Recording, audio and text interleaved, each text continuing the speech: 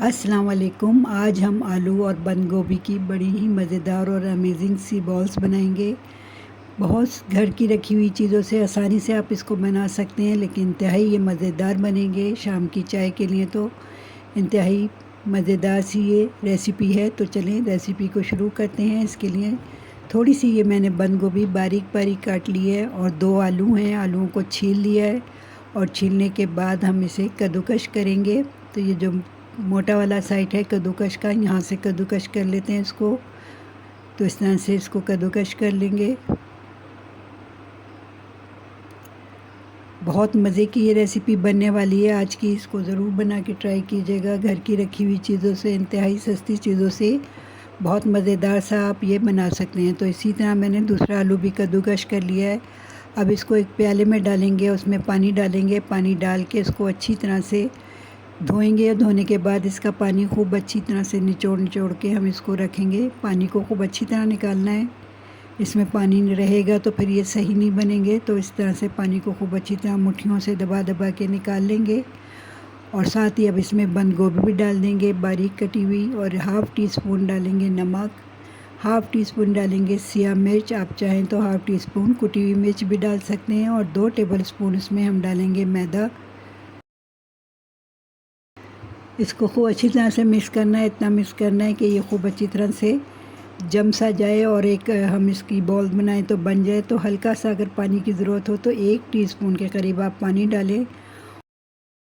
तो अब ये देखें, इस तरह से इसकी बॉल्स बना लेंगे। इस तरह से बना के सारी मैं रेडी कर लूँगी। तो ये देखिए, इस तरह से बना के सारी मैंने रेडी कर ली हैं।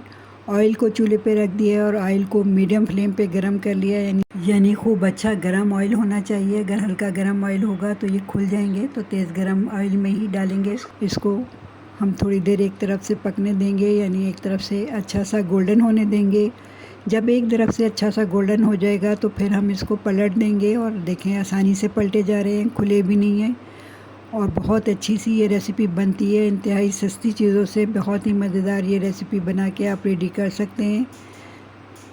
तो ये देखें, जब एक तरफ से गोल्डन हो जाएगा तो पलट के इसे दूसरी तरफ से भी गोल्डन करेंगे। इसी तरह उलट पलट के हम इसे दोनों तरफ से खूब अच्छा सा गोल्डन कर लेंगे, ताकि एक अच्छा सा सुनहरा सा कलर इस पे आ जाए।